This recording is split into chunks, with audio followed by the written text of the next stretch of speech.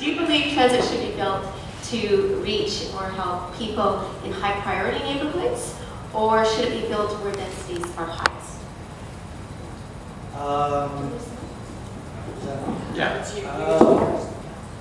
I think, I mean, obviously both. You know, the higher the density, obviously the different alternatives that are available to you. You know, the lower density neighborhoods, sure, obviously we need to have, if we believe that transit is what motors our economy and what, you know, gets people to work and what gets people to destinations around the city, what moves the economy. Obviously we're talking about, you know, lots of money lost to gridlock and so forth. Yeah, obviously the more areas you can connect, the better off we'll be. The more conducive that is to all kinds of spin-offs, obviously. You know, do we need to have something? People talk about the one thing, if I could just say, the one thing that I find a little bit disconcerting about the debate now around Shepherd East is that you now have councillors saying it's subway or nothing, which to me seems to be, I can say you, but which to me seems to suggest that, you know, some people are willing to, you know, leave Scarborough out there, you know, with nothing for the next 20 or 30 years, or what, you know, while we're waiting to decide whether or not we actually have the cash to build a subway out there. So I think that's one element of the current debate that's a little bit disconcerting to me. I mean, when I was at the meeting yesterday at Scarborough Civic Center, you know, that sentiment was quite apparent to me, which I find a little bit disconcerting. You know, I think it's a bit of a political cop-out, but you know, I think politicians need to be able to educate, you know, their residents about what it is that they're trying to do. Vis-a-vis transit.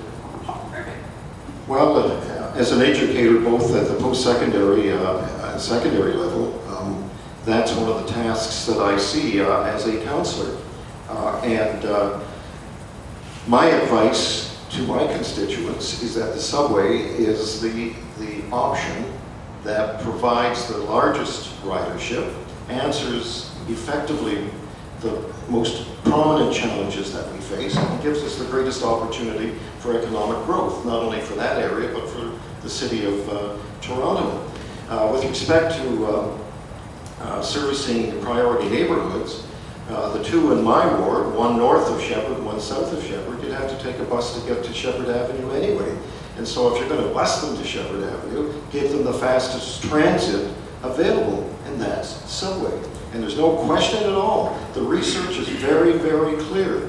People will prefer rapid transit. It'll attract more riders than LRTs. It will take more cars off the road. It is the more environmentally and socially sensitive way to go.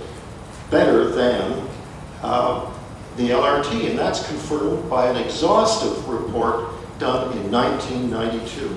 It's this thick compared to the research done recently in 2008. That's that thin. So the subway, because it ends at Kennedy, does nothing for you if you're just a couple more arteries away at Nielsen Road, because it's not coming to you. But here's what's really exciting. This is what really turns my crank about above ground transit. If we really get started and we get going, all those less than affluent buildings are out there and they're already dense. But here's what's already happening, and here's what can happen much, much more. Where those buildings are, where those cement tower blocks are, you heard about them in the Tower Renewal Project, we've been talking about them for all this time.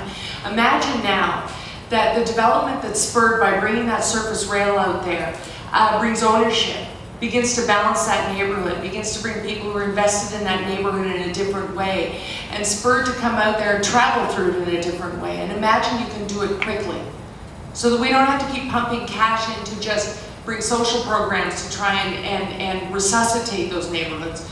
We actually begin to change the nature of them by mixing up the population more and making sure that you've got not only the transit, the surface transit, that you can see it, you can touch it, you can feel it, it's right there on the surface, you're jumping off that, and you're looking up at new buildings mixed with old buildings. Some are being retrofitted. You're starting to look at green energy because you've got this green mode of transport, so you got a different mindset in that neighborhood.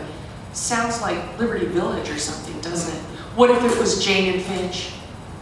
What if it was Shepherd and McGowan?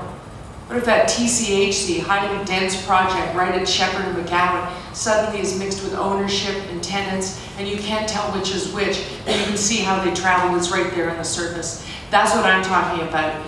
That's exciting. I just actually want to ask a question on that one. Are you suggesting pre-zoning these transit corridors to allow more mixed use? Whether you want to pre-zone it or you want to leave it to the market, it is what will happen. Look at any one of the 117 cities that has invested themselves fully in LRT. It'll happen whether you zone it or you leave it up to the market.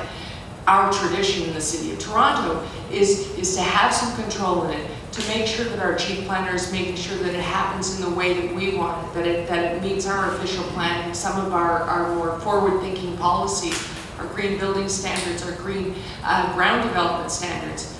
But either way, it's what happens when you start building surface transit that can be bumped out in 2-year increments, because that's what we're talking about, 2 years of construction versus 7.